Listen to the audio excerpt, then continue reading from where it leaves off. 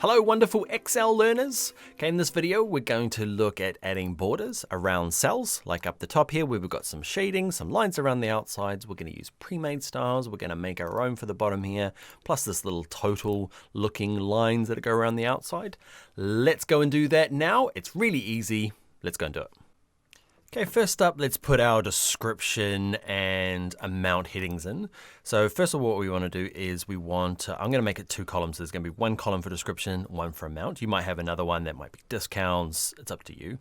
So first of all, I'm going to merge these guys. So I've selected all the ones I want to select, and up the top under home, there's this option that says merge and center, and that's going to work perfect for us. So we merge all the cells, and the text that inside is going to be centered. Okay, so description. And this one here is going to be amount. And what I'll do is I will move this to the middle as well by going up to here. Okay, I might have to click off, click back in, and up here is center. Great. I'm going to make them bold as well. Okay, click on B for bold, or Control B makes them bold. Next thing I want to do is I want to style the lines around the outside. Okay, so with them both selected, so I click and drag it across these two. Now you've got some pre-made styles. Okay, so if you're under the Home tab along here under Styles, click this last little arrow here, the bottom one, gives you a bunch more. Okay, and if you hover above them, can you see in my document there, they're actually updating. So just find something that works. There's no exact rule. This one here, it says output, looks very boring and traditionally the tops of headings. So I'm going to use that one. Okay, perfect.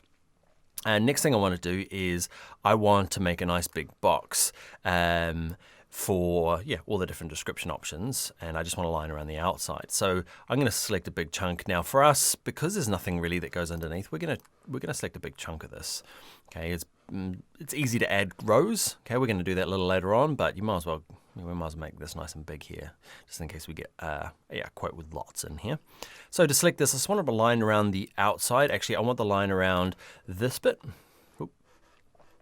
Come up.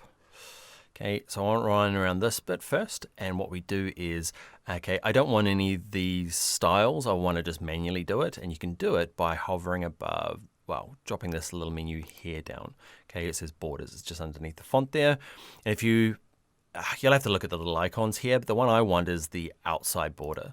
So it's just going to put a line around the outside. Now, how do you know there's a line around the outside and all these other, because there's gray lines, there's black lines, it's hard to know. So what we're going to do is we're going to turn off these things called grid lines.